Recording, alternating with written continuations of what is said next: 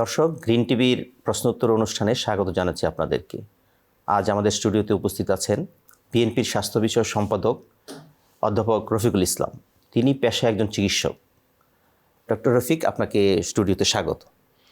ধন্যবাদ আপনাকে। ধন্যবাদ গ্রিন টিভির সকল দর্শক, কলাকৌশলী সকলকেই, এবং আমাকে আমন্ত্রণ জানানোর আপনাদেরকে সকলকে ধন্যবাদ জানাচ্ছি।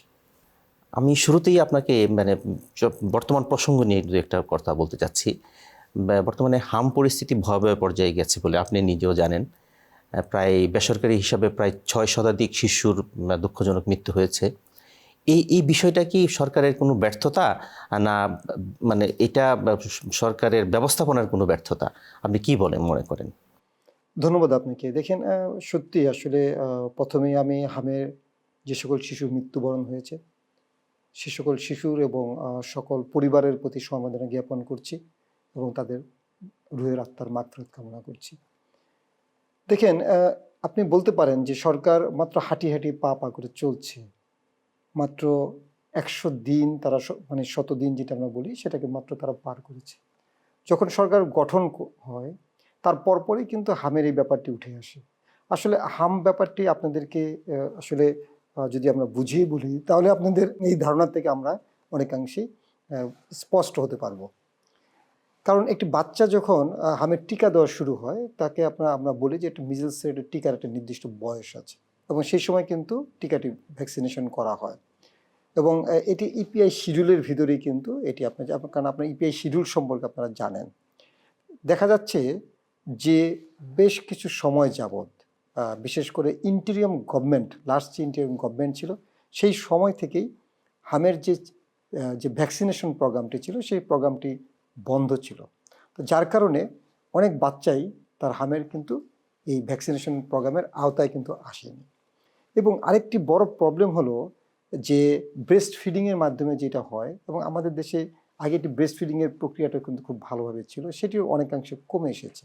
কারণ আমি নিজে এই কিছুদিন আগে, গত 2 দিন আগে ঈদের দিন আমি সেখানে গিয়েছিলাম। সেখানে আমি দেখেছি যে কিভাবে হামের যেই ওয়ার্ডটি আছে সেখানে আমি কিন্তু মায়েদের কাছে জিজ্ঞেস করেছি যে আপনার শিশুকে কি আপনি ব্রেস্ট ফিড করান কি করান না। তাহলে তাতে দেখা যাচ্ছে যে তার যে ইমিউনাইজেশন যে প্রক্রিয়াটি যেটি হওয়া উচিত ছিল সেই ইমিউনাইজেশন প্রক্রিয়াটি সেভাবে ডেভেলপড হয়নি। সুতরাং এখানে যদি আপনি বলেন যে সরকার ব্যর্থ কি ব্যর্থ না, আমি সেই কোশ্চেনে যেতে চাই না। এই কারণে যেতে চাই না কারণ মাত্র হাঁটি হাঁটি পা করে সরকার চলছে, সেই অবস্থায় হঠাৎ করে হামের এই প্রাদুর্ভাবটি দেখা দিল। বাট সরকার কি স্টেপ নিয়েছে, that is the very important. সরকার কিন্তু সাথে সাথে এটি জানার সাথে সাথেই সরকার ভ্যাকসিনেশন ছিল না এবং গাভী থেকে যে ভ্যাকসিনেশনটি দেওয়ার কথা সেখানে সরকার ইনিশিয়েট নিয়েছে, স্বয়ং প্রধানমন্ত্রী সেটাকে ইনিশিয়েট নিয়ে কিন্তু ভ্যাকসিনেশনটাকে আনার ব্যবস্থা করেছে, হস্তান্তর করেছে গভর্নমেন্টের কাছে। এবং যে ভ্যাকসিনটি ক্রয় করার কথা ছিল সেটিকে আপনাকে পাশ করে দিয়ে খুব দ্রুত ভ্যাকসিনেশন আনারও প্রক্রিয়া সরকার কিন্তু সেটি করেছে। এবং 5ই এপ্রিল থেকে আপনি জানেন যে 18টি জেলার থেকে শুরু হয়েছে সেই ভ্যাকসিনেশন প্রোগ্রামটি, এবং ঢাকা সিটি কর্পোরেশন সহ আরও 2টি সিটি কর্পোরেশনে সেই ভ্যাকসিনেশন প্রোগ্রামগুলো চলেছে। এবং সেই ভ্যাকসিনেশন প্রোগ্রামে প্রায় 122% শিশুকে কিন্তু যে টার্গেট ছিল সে 122% শিশু কিন্তু ভ্যাকসিনেশন আওতায় আনা হয়েছে। এবং প্রায় 2 কোটির মতো আমরা শিশুকে বলা হয়, প্রায় 2 কোটি শিশুর মতো শিশুকে কিন্তু ভ্যাকসিনেশন প্রোগ্রামে নেওয়া হয়েছে। তবে সেখানে কিন্তু আমরা সাধারণত 9 মাসের পরে এই ভ্যাকসিনেশন প্রোগ্রামটি দেওয়া হয়, কিন্তু সেখানে কিন্তু 9 মাসের আগেই দেওয়া হচ্ছে। কারণ দেখা যাচ্ছে যে 9 মাসের আগের শিশুরও কিন্তু এখানে আক্রান্ত হচ্ছে। তাই সেখানে কিন্তু সরকার সফলভাবে সেটি হয়েছে। এবং এটিও কিন্তু কথা আছে যে এই কোরবানিতে পরপরই আবার সেকেন্ড যে ভ্যাকসিনেশন প্রোগ্রাম সেটি কিন্তু স্টার্ট হবে। তাহলে সরকার তার সরকারের জায়গার থেকে সেটি চেষ্টা করেছে যে কীভাবে সেই ভ্যাকসিনেশনের আওতায় নিয়ে আসা যায়, পরিস্থিতিকে মোকাবেলা করা যায়। এবং আপনি দেখবেন যে সরকারি ডাটা মতে দেখা যাচ্ছে যে 90 জনের মতো শিশু সেখানে কিন্তু সরাসরি হামে আক্রান্ত হয়ে, যেটা আমরা বলে যে ডায়াগনোসিস হয়ে কিন্তু মারা গিয়েছেন। এবং 475 জনের মতো শিশু কিন্তু উপসর্গ নিয়ে মারা গেছেন। তো সেই সংখ্যা হিসেবে প্রায় 575 জনের মতো শিশু এ পর্যন্ত হামে উপসর্গ কিংবা হামে কনফার্মেটরি নিয়ে কিন্তু মারা গিয়েছেন। সুতরাং এই মৃত্যুটি অবশ্যই আমাদের কোনোভাবেই কাম্য নয়। তবে এই ভ্যাকসিনেশন প্রোগ্রামটিকে যদি এইভাবে সাকসেসফুলি করা যায় তাহলে সেই প্রাদুর্ভাবটি কিন্তু আস্তে আস্তে সেক্ষেত্রে কমে আসবে। আপনার কথায় বেরিয়ে আসলো যে এটা বিগত অন্তর্বর্তীকালীন সরকারের কিছু গাফিলতি ছিল। তো সেই গাফিলতিটা ওই সরকার কেন ওই পর্যায়ে গিয়েছিল বলে মনে হয়? যে কারণ এটা তো আমাদের একটা রেগুলার প্রোগ্রাম। আপনি বলেন ইপিআইয়ের মাধ্যমে যে প্রোগ্রামটা আমাদের হয়, সেই প্রোগ্রামটা কিংবা ওই বিগত সরকার কেন গ্রহণ করে নাই? হ্যাঁ, যে এটি দেখেন ইন্টারিম এটা কি গভর্নমেন্ট, তাদের গাফিলতি না তাদের অনিচ্ছা সত্ত্বেও হয়েছে এরকম না না, কোনো বিষয়? ইন্টারিম গভর্নমেন্ট এই যেটি গাভীর থেকে যে প্রক্রিয়াটা হয় সাধারণত ভ্যাকসিনেশন ক্রয় করা, সেখান থেকে তারা সরে এসেছিল। তারা সরে এসে তারা নিজস্ব প্রক্রিয়ার মাধ্যমে তারা ভ্যাকসিনেশনটি ক্রয় করতে চেয়েছিল সরাসরি, এবং যেটি আমাদের জানা মতে এখন পর্যন্ত সেই প্রক্রিয়াটি তারা করেছিল, যার কারণেই কিন্তু এই সংকটটি তৈরি হচ্ছে। শুধু এখানে সংকটটি নয়, যারা ভ্যাকসিনেশন প্রোগ্রামটি সাকসেস করেন, যারা মাঠ পর্যায়ে কাজ করেন, তাদের বেতন কাঠামোর কিন্তু বেতনটাও কিন্তু অনেকটা বন্ধ হয়ে গিয়েছিল, এবং যার কারণে তারা কিন্তু দীর্ঘদিন একটা আন্দোলনে ছিল, এবং সেখানেও কিন্তু সরকার সমঝোতা করে তাদের সাথে তাদেরকে তাদের কাজে কিন্তু ফিরিয়ে নিয়ে এসেছে। এখানে কিন্তু সরকার একটি বড় সফলতা কিন্তু আছে, যার কারণে কিন্তু ভ্যাকসিনেশন প্রোগ্রামটি, আপনি ভ্যাকসিন আপনার হাতে থাকলো, কিন্তু আপনি যারা প্রয়োগ করবেন, যারা মাঠ পর্যায়ে সেটি দিবেন, তাদের যদি আপনি যদি সাফিসিয়েন্ট তারা যদি না থাকেন, তারা যদি কর্মবিরতিতে থাকেন, তাহলে কিন্তু সাকসেসফুলি প্রোগ্রামটা করা সম্ভব না। সেই জায়গায় কিন্তু গভর্নমেন্ট সেই সুনির্দিষ্ট নজরটি দিয়েছেন, এবং সেই জায়গায় কিন্তু এই প্রোগ্রামটিকে তারা সাকসেসফুলি করতে পেরেছেন। আমরা কি এটা আশা করতে পারি যে আপনি এই প্রোগ্রাম চালু হলে হামের প্রকোপটা কমে আসবে বলে আপনি মনে করেন? কারণ আপনি এই হামের টিকাটা যদি আপনি দিতে পারেন, তাহলে কি হবে, যে রোগ প্রতিরোধ তার যেই সমস্যাটা, যে কমপ্লিকেশনগুলো হয়, তাহলে সেখানে কিন্তু তারা কিন্তু টিকার আওতায় নিয়ে আসবেন। টিকার আওতায় নিয়ে আসলে কিন্তু তার কিন্তু আর হামের প্রাদুর্ভাব হওয়ার সম্ভাবনাটা কমে যাচ্ছে, এবং সে কিন্তু তাহলে রোগটা আর ছড়ানোর সম্ভাবনাটা কিন্তু কমে যাচ্ছে। সেই ক্ষেত্রে এই ভ্যাকসিনেশনের মাধ্যমে আপনি একমাত্র হামের প্রাদুর্ভাবটাকে কিন্তু আপনি কমিয়ে নিয়ে আসতে পারেন। এবং আরেকটি ব্যাপার আপনাকে অবশ্যই খেয়াল রাখতে হবে, বিশেষ করে যারা এই ধরনের হাসপাতালগুলোতে আসছেন, তাদেরকে পর্যাপ্ত আইসোলেশনের ব্যবস্থা করতে হবে। যারাই যখন এই ধরনের উপসর্গগুলো নিয়ে আসেন, তাদেরকে যদি আপনি পর্যাপ্ত আইসোলেশনের ব্যবস্থা করে তাদের চিকিৎসা ব্যবস্থাকে সুনিশ্চিত করতে পারেন, তাহলে কিন্তু ক্যাজুয়ালিটির সংখ্যাটাও যেমন কমে যাবে, এবং রোগটা যেভাবে ছড়ায় সেই ছড়ানোটাও কিন্তু অনেকাংশে কিন্তু কমে আসবে। এই বিষয়ে একজন স্বাস্থ্য বিশেষজ্ঞ হিসেবে আপনার আপনার পরামর্শটা কি, যে হামের প্রাদুর্ভাবটা কিভাবে কমানো সম্ভব? ভ্যাকসিনেশন তো চলবেই, তার বাইরেও যদি অন্য কোনো বিষয় থাকে। হ্যাঁ, অবশ্যই। আপনি বিশেষ করে আমি যারা গর্ভবতী মা আছে তাদেরকে অনুরোধ করব যে আমাদের যে এক্সক্লুসিভ ব্রেস্ট ফিডিং যেটা আমরা বলি, সেই প্রক্রিয়াটাকে যেন অবশ্যই অব্যাহত রাখেন, এবং তার মাধ্যমে যেরকম সম্ভব হবে সেটিকে অনেকটা অংশে কমিয়ে নিয়ে আসা, এবং বিশেষ করে যাদের এই ধরনের উপসর্গগুলো দেখা দেয়, তাদেরকে প্রাথমিক পর্যায়েই চিকিৎসকের পরামর্শ নিতে হবে, এবং চিকিৎসকের পরামর্শ দিলেই কিন্তু আপনার, এবং বাচ্চাকে অবশ্যই আপনার আইসোলেশন করে ফেলতে হবে। এবং যদি আপনি আইসোলেশন করতে পারেন, এবং যেখানে চিকিৎসার ব্যবস্থাগুলো করা হয়, যে হাসপাতালগুলোতে চিকিৎসার ব্যবস্থা আছে, সেখানে কিন্তু আপনি যদি পর্যাপ্ত আইসোলেশন ব্যবস্থা করেন, তাহলে কিন্তু এটি সম্ভব হবে। এবং যাদের কমপ্লিকেশন হবে, যাদের ধরেন পরবর্তীতে নিউমোনিয়া বা শ্বাসকষ্ট রোগে ভুগছেন, তাদের জন্য যদি আপনি পর্যাপ্ত আইসিইউর ব্যবস্থা রাখা হয়, তাহলে কিন্তু ক্যাজুয়ালিটির সংখ্যাটা কিন্তু কমে আসছে, এবং সেক্ষেত্রেই আপনার সম্ভব হবে এই হামের যে উপসর্গগুলো দেখা দিচ্ছে সেগুলোকে, বা বেশি বেশি করে যে আক্রান্ত হচ্ছে, সে আক্রান্তের সংখ্যাটাও যেরকম কমবে, এবং ক্যাজুয়ালিটির সংখ্যাটাও কিন্তু কমে আসবে। তা আপনি একটি হাসপাতালের প্রসঙ্গ আসলেন। আমরা যদি আপনি যেহেতু আপনি একজন রাজনীতিবিদ পাশাপাশি চিকিৎসক, অথবা চিকিৎসক পাশাপাশি রাজনীতিবিদ, আপনার দলের সরকার আজকে প্রায় 112 দিন পার করলো। তো এই সময়ে আপনি এই সরকারের মূল্যায়নটা কীভাবে করছেন সর্বক্ষেত্রে? যদি আমরা বলি যে এই সরকার 112 দিনের সরকার, আপনি জনগণ যে প্রত্যাশা করেছিল, প্রত্যাশার কতটুকু হবে? 112 দিনই পূরণ হবে না, কিন্তু পূরণের পথে কত দূর গেল সরকার? দেখেন আপনি, সরকার তো মাত্র 100 দিন ক্রস করে সেখানে আসছে, তবে সরকার, আমাদেরকে দেখতে হবে সরকার কি প্রতিশ্রুতি জনগণকে দিয়েছেন, এবং সেখানে যেমন ধরেন যে নির্বাচনের যে ম্যানিফেস্টো, বিএনপির যে নির্বাচনী ম্যানিফেস্টো ছিল, সেদিকে সরকার কতটুকু কাজ করছেন। একদিকে যেমন সরকার, আরেকদিকে তার দল, সুতরাং দল কতটুকু সেখানে সাকসেসফুলি আগাচ্ছে, এবং সরকার কিভাবে আগাচ্ছে, এবং দলের যে প্রতিশ্রুতি ছিল সেটি সরকার বাস্তবায়ন করতে পারছে কিনা, সেটি হলো মেইন ব্যাপার। দেখেন, বিএনপি কিন্তু বলেছিল সরকার গঠনের আগে নির্বাচনী ম্যানিফেস্টোতে যে তারা ফ্যামিলি কার্ড নিয়ে কাজ করবে, তারা কৃষক কার্ড নিয়ে কাজ করবে, এবং আইন শৃঙ্খলা পরিস্থিতি কীভাবে ভালো করা যায়, উন্নতি করা যায়, সে ব্যাপারে তারা নজর দিলেন। আমি শুধু এই 3টা ইস্যুতেই আপনাকে বলি, তাহলে আপনি বুঝতে পারবেন যে সরকার অ্যাকচুয়ালি কতটুকু আগাচ্ছে। এবং দেখেন, সেখানে এই দেশের মাননীয় প্রধানমন্ত্রী, যিনি শুরুই করেছেন তার অফিস নিয়মানুবর্তিতার মাধ্যমে, এবং তিনি শুরুই করেছেন যে তার অফিসে তার যে টাইম, তার আগে অফিসে চলে যাওয়া, যার কারণে তার অফিসের স্টাফ থেকে শুরু করে অন্যান্য মন্ত্রীরাও কিন্তু বাধ্য হচ্ছে, তার প্রশাসনিক সমস্ত কর্মকর্তারা বাধ্য হচ্ছেন আর্লি মর্নিংয়ে যাওয়া, early to bed and early to rise makes a man healthy wealthy and wise.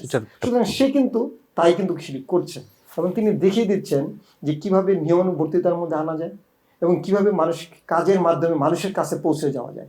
এবং সেখানে কিন্তু ফ্যামিলি কার্ডের সে বাস্তবায়ন করেছেন, কৃষক কার্ডের সে কিন্তু বাস্তবায়ন করেছেন। তার মানে কি, সে বলেছিলেন আই হ্যাভ এ প্ল্যান।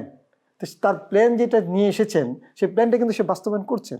তাহলে জনগণের কাছে পৌঁছতে গেলে আপনাকে একটা প্ল্যান নিয়ে আগাতে হবে, এবং সেই প্ল্যানগুলি কিন্তু তার ফ্যামিলি কার্ড, সেই প্ল্যানগুলি তার কৃষক কার্ড, কিংবা সেই প্ল্যানগুলি হলো মানুষের কাছে পৌঁছা। এবং দেখেন যে একটি আইন শৃঙ্খলা পরিস্থিতি যদি কোনো ঘটনা ঘটে, এবং সেখানে কিন্তু স্বয়ং প্রধানমন্ত্রী কিন্তু সেটিকে খোঁজ নিচ্ছেন।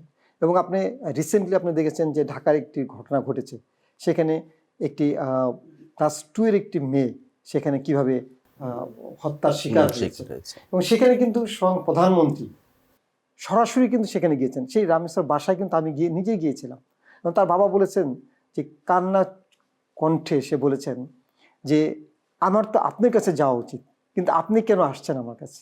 স্বয়ং প্রধানমন্ত্রী কিন্তু সরাসরি তার বাসায় গিয়েছেন, এবং সেখানে কিন্তু তিনি বলেছেন যে সুষ্ঠু বিচার হবে এবং আইনের আওতায় কীভাবে নিয়ে আসা যায় সেটিকে করা। এবং সেখানে কিন্তু তিনি সেই ব্যবস্থাই নিয়েছেন, এবং স্বরাষ্ট্রমন্ত্রীকে সরাসরি বলেছেন যেন এটিকে যেন আইনের আওতায় নিয়ে আসা হয়, এবং তার আসামিকে গ্রেপ্তার করা হয়েছে এবং তাদেরকে জবাবদিহিতার কিন্তু আওতায় নিয়ে আসা হয়েছে। সুতরাং এবং আপনি দেখবেন যে দেশের যে এখন বর্তমানে পরিস্থিতি যেটি হয়েছে, যে বিশেষ করে আইন শৃঙ্খলা পরিস্থিতি এবং যানজটকে কমিয়ে নিয়ে আসা এবং মানুষকে একটা রেগুলার লাইফের মধ্যে নিয়ে আসা, এবং দেখবেন যে সিগন্যালগুলোতে এআইয়ের মাধ্যমে আপনাকে জরিমানার আওতায় নিয়ে আসা হয়েছে। তার মানে আপনাকে আইনকে মানতে আপনি বাধ্য করা। তাই আইনের আওতাধীন যদি থাকেন তাহলে কিন্তু সরকারের, আমি মনে করি, সেদিকে একটি সফলতা। এবং সরকার তো তার নির্বাচনী ম্যানিফেস্টোতে আরও অনেক ধরনের প্রতিশ্রুতি রেখেছেন এবং অনেক কথাই বলেছেন। সেগুলোকে আপনি কিভাবে বাস্তবায়ন করবে সেগুলো আমরা অবশ্যই স্টেপ বাই স্টেপ আমরা নিশ্চয়ই দেখতে পাবো।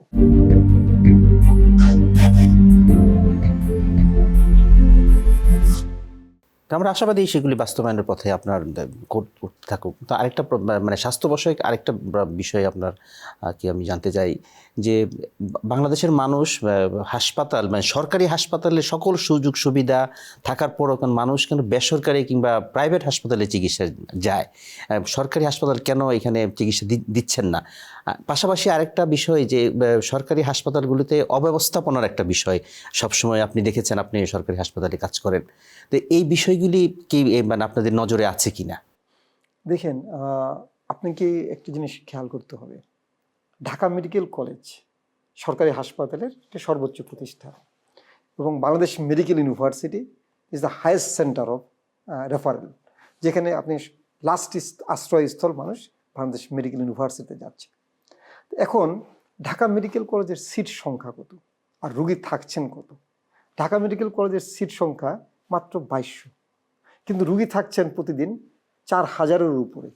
তাহলে দেখেন যে রুগীর সংখ্যা কত, বেড সংখ্যা কত, আর রুগী ওখানে অ্যাডমিশন নিচ্ছে কত। তাহলে এই যে বড় একটি চাপ, এই চাপটাকে কিন্তু অনেক কষ্টে কিন্তু ডাক্তারদেরকে সামাল দিতে হচ্ছে, যেটি কিন্তু বেসরকারি হাসপাতালে হচ্ছে না। বেসরকারি হাসপাতালে আপনি একটি নির্দিষ্ট কাঠামোতে তারা চলেন, তাদের যে কটি বেড সে কটি বেডে তারা রুগী ভর্তি দেন, এবং সেখানে তাদের যে খরচ, যারা ওখানে কারা যেতে পারেন, যারা ওই খরচটিকে বিয়ার করতে পারেন। বাট আপনি সরকারি হাসপাতালে কিন্তু একটি হায়ার ক্লাস থেকে শুরু করে একদম নিম্নবিত্ত পর্যন্ত যারা আছেন, এই নিম্নবিত্ত শ্রেণীর লোকগুলোও কিন্তু সরকারি হাসপাতালে চাকরি নিচ্ছেন, সুযোগ সুবিধা নিচ্ছেন। এই যে চিকিৎসার সুযোগ সুবিধা নিচ্ছেন তারা, সেখানে কিন্তু দেখা যাচ্ছে যে তাদের যে চিকিৎসাটা হচ্ছে, বেস্ট চিকিৎসাটাই কিন্তু হচ্ছে এই এত স্বল্পতার মধ্যেও বেস্ট চিকিৎসা হচ্ছে ঢাকা মেডিকেলে। কেন হচ্ছে? ঢাকা মেডিকেলে যখন একটি রোগী ভর্তি হয়, সেখানে প্রথম তার যে হিস্ট্রিটা, সেই হিস্ট্রিটা নিচ্ছেন একজন ইন্টার্নি চিকিৎসক। তারপরে যেখানে অনারারি চিকিৎসকরা আছেন তার চেয়ে একটু সিনিয়র, সেখানে তারা আবার হিস্ট্রি নিচ্ছেন, সিএ রেজিস্ট্রার আছেন, অ্যাসিস্ট্যান্ট প্রফেসর থেকে শুরু করে কনসালটেন্ট থেকে শুরু করে প্রফেসর পর্যন্ত আছে। এই প্রত্যেকটা ধাপেই তারা কিন্তু একটি চিকিৎসার খোঁজ নিচ্ছেন এবং প্রপার ডায়াগনোসিসটা হচ্ছে, এবং তারা একটা সেন্টার থেকে আরেকটা সেন্টারে রেফার করতে পারছেন। যেমন এক ডিপার্টমেন্টে তার সমস্যা হলো মেডিসিনে ভর্তি হয়েছেন, মেডিসিনে দেখা গেলো তার সার্জিক্যাল প্রবলেম হলো, তারা কিন্তু তখন সার্জারির ডাক্তারকে রেফার করে সেই চিকিৎসাটা নিতে পারছেন। এই সুযোগ সুবিধা কিন্তু সরকারি হাসপাতালগুলোতে আছে, কিন্তু সমস্যাটা হলো যে হয়তো আপনি বলবেন যে এখানে তাহলে তুই মানে সিট সংকুলনের একটা বিষয় বলছেন আপনি, শুধু সিট সংকুলন নয়, না এখানে সিট বাড়ানোর ব্যবস্থাটা আপনারা কি আপনি যদি এখন করছেন সিট কিনা? সংকুলন শুধু নয়, আপনি সেখানে আরো কিছু আছে, যেমন আপনি উন্নত মানের চিকিৎসা করতে যান, সেখানে উন্নত প্রযুক্তি দরকার, সেই উন্নত প্রযুক্তির সাথে সাথে প্রপার ট্রিটমেন্টের জন্য যে তার যে ইনস্ট্রুমেন্টাল সাপোর্ট সেগুলো দরকার, টেকনিশিয়ান দরকার, এগুলো অনেক কিছুই আপনাদের একটা চিকিৎসা কিন্তু শুধু ডাক্তারের উপরে বা নার্সের উপরে নির্ভর করে তা না, এটি একটা সামগ্রিক প্রক্রিয়া, আনুষঙ্গিক বিষয় সেই থাকে। টোটাল সামগ্রিক প্রক্রিয়াকে টোটাল ডেভেলপমেন্টে আপনাকে কিন্তু নিয়ে আসতে হবে, তাহলে কিন্তু আপনার সম্ভব চিকিৎসা ব্যবস্থাটাকে ডেভেলপ করা। আর প্রাইভেটে কিন্তু আপনাকে টাকার বিনিময়ে আপনি চিকিৎসাটা নিচ্ছেন, সেখানে আপনি খরচ করছেন, সেখানে আপনি চিকিৎসা পাচ্ছেন, তারাও কিন্তু ভালো চিকিৎসা করছে। এবং প্রাইভেট সেক্টরে ডেভেলপমেন্ট হলেও কিন্তু সেটাও কিন্তু আপনি, কারণ আপনি সিঙ্গাপুর যান বা কিংবা আপনি মালয়েশিয়া যান, এই চিকিৎসার জন্য যাচ্ছেন, অথবা পার্শ্ববর্তী দেশে যাচ্ছেন, এখন মানুষ শুধু চীনও যাচ্ছে, এই যে যাচ্ছে তারা চিকিৎসাটা নিতে, তারা সেখানে কিন্তু অর্থের বিনিময়ে সেই চিকিৎসাটা পাচ্ছেন, সেখান থেকে কিন্তু অনেক স্বল্প খরচে আপনি কিন্তু আমাদের দেশে চিকিৎসাটা পাচ্ছেন। আপনি ওপেন হার্ট সার্জারি করেন, পার্শ্ববর্তী দেশে যে খরচ তার অর্ধেকের চেয়ে কম খরচে কিন্তু আপনি আমাদের সরকারি হাসপাতাল, জাতীয় হৃদরোগ ইনস্টিটিউটে সে চিকিৎসাটা করতে পারছেন। কিন্তু সেখানে সবাই তো পাচ্ছেন না সুযোগ, বিষয়টা তো এটা যে চিকিৎসার আমাদের যে সংখ্যাটা, রোগীর যে সংখ্যাটা, সেই সংখ্যার তুলনায় আপনি বলতে পারেন যে হাসপাতালের বা স্পেশালাইজড হাসপাতালের সংখ্যাটা একটু তুলনামূলক কম। তবে আপনি এখন যে সিস্টেমগুলো ডেভেলপ করছে, যেমন আপনার বিভাগীয় শহরগুলোতে আপনি দেখবেন যে স্পেশালাইজড সেন্টার তৈরি হচ্ছে, বিশেষ করে যে কার্ডিয়াক সেন্টার, বার্নের Specialized যেগুলি যে সেন্টারগুলো তৈরি হচ্ছে, তাতে কিন্তু আপনার এই ঢাকাতে যে লোডটা যেটা পড়ছে, চাপটা যেটা ছিল, চাপ যে সৃষ্টি হচ্ছে, সেই চাপটা কিন্তু অনেকাংশে কমে আসবে, এবং সেটি কিন্তু আপনার বিভাগীয় শহরেই ম্যানেজ হবে, যেগুলো সেখান থেকে রেফারেল হবে সেখানে কিন্তু আপনি পরবর্তীতে ঢাকাতে আসবে চিকিৎসার জন্য।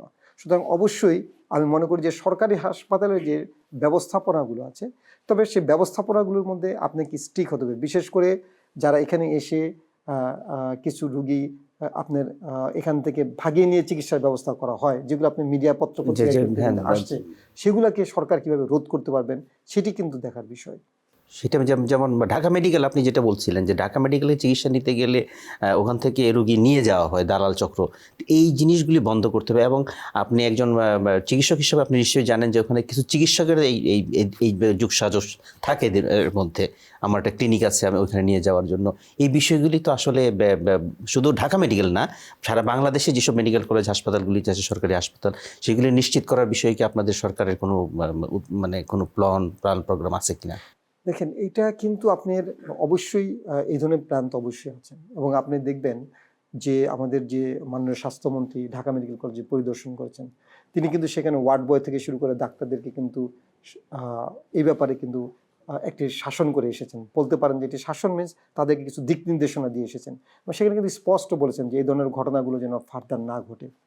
এবং আমি মনে করি যে আপনি যদি এই ধরনের ঘটনার সাথে কেউ সম্পৃক্ততা পাওয়া যায়, তাকে শাস্তি দেওয়ার জন্য বিএমডিসি আছেন, Bangladesh medical and dental council আছেন, সেখানে যদি আপনার তার ব্যাপারে যদি আপনি অভিযোগ দায়ের করেন, সেখানে কিন্তু Bangladesh medical and dental council তার লাইসেন্স বাতিল করার পর্যন্ত সামর্থ্য রাখেন। এবং যদি চিকিৎসা অবহেলার জন্য যদি কোনো কিছু থাকে, সেটাও কিন্তু তাকে সেই ব্যাপারে কিন্তু তার অ্যাকশন নিতে পারে।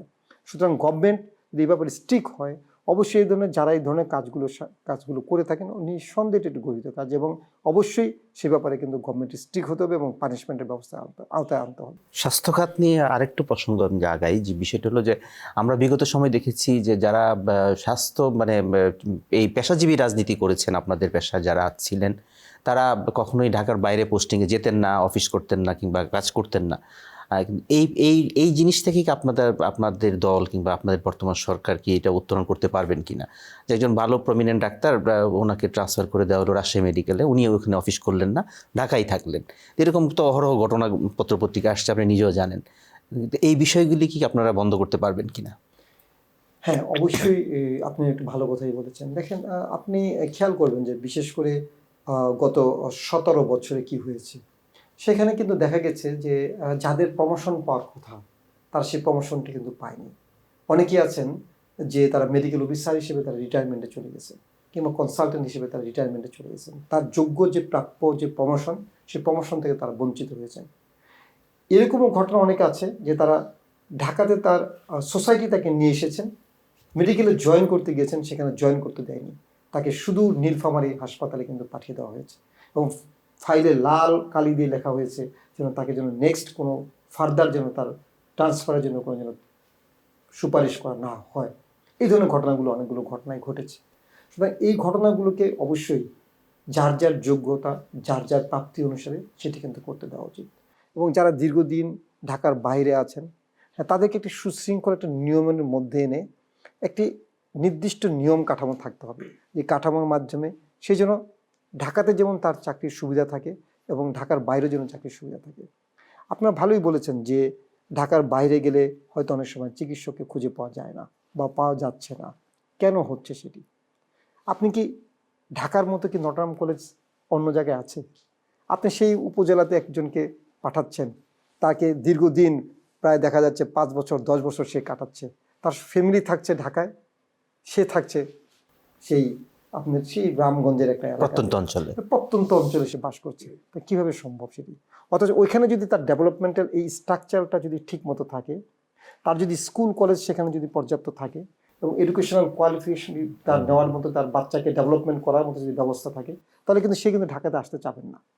তো সেই জায়গাগুলোকে কিন্তু আপনাকে সমস্ত সার্বিক দিকগুলোকে আপনাকে চিন্তা করতে হবে, যে আপনি কি যে তাদেরকে ওখানে যাবেন, সে কতদিন পরে সে আসবে ঢাকাতে আবার, সেটা যদি সে জানেন যে আমি আজ থেকে 3 বছর পরে আবার পুনরায় ব্যাক করতে পারবো আমার প্রত্যাশিত জায়গাতে, তাহলে কিন্তু সে কিন্তু 3 বছর কিন্তু এখানে কাজ করবেন এবং 3 বছর মনোযোগ দিয়ে কাজ করে সে আবার পুনরায়, সে তো জানেন সে আসতে পারবে। সেই বিষয়গুলিকে মনিটর করার বিষয় তো নিশ্চয়ই থাকবে।